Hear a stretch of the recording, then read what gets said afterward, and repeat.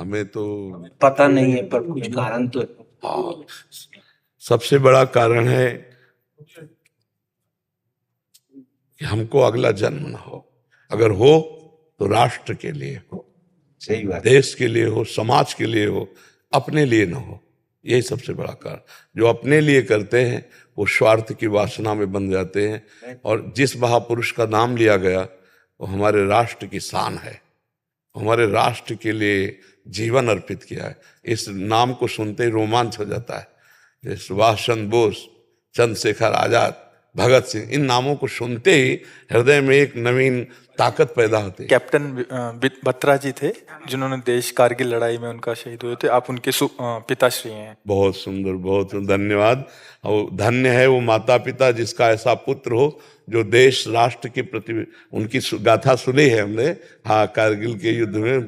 हाँ, बहुत बहुत आपको भी है, फिल्म भी बने हैं उनके ऊपर। हाँ हाँ, शायद उनके एक भाई अभी, हाँ जी, हाँ, अभी भाई हैं उनके। कै पुत्र थे? जुड़वा पुत्र थे जी। हाँ 2 पुत्रियों के बाद में जी। ईश्वर ने जुड़वा। नहीं नहीं, धन्य आप पिता कहने के बिल्कुल पूर्ण अधिकारी है कि हमारे राष्ट्र के लिए उन्होंने ललकार करके दुश्मनों को मारा और अपने, हाँ, और अपने को शहीद किया। बहुत बड़ी बात है। बहुत जी, भगवान राम को बहुत श्रद्धा थी उनमें जी। तो वो लव कुश उनका नाम बच्चों का रखा गया। जी जी जी। ये लव थे जो विक्रम हैं जी। ये इनका घर का नाम लव था। जी जी।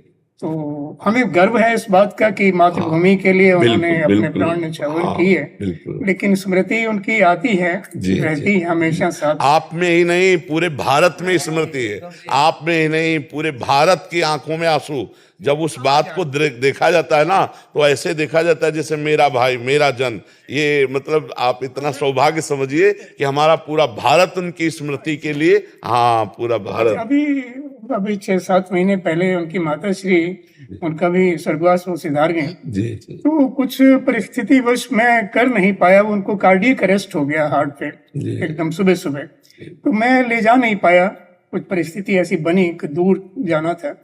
तो वो एक मन के अंदर एक ना बड़ा ही गिल्टी। इतना ही आप इतना समझिए कि राइट टाइम में जिस समय शरीर छूटना है आप ले भी जाते तो बचा नहीं पाते, क्योंकि वो निश्चित समय है। इसलिए ये गिलानी तो छोड़ दीजिए। और वो ऐसी माता, वीर माता थी, वो सोच करने योग्य तो है नहीं। अब हमें लगता है आप प्रसन्न रहिए और नाम जप कीजिए और तैयारी कीजिए अब प्रभु के लिए।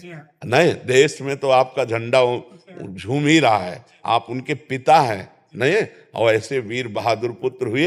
अब नाम जप करके भगवान को प्राप्त करो। वही मैं आपसे ये कहने जा रहा था कि बीज तो भक्ति का पड़ गया है जी, लेकिन अब वो कैसे शीघ्रता से नाम जप, नाम जप, अधिक से अधिक नाम जप।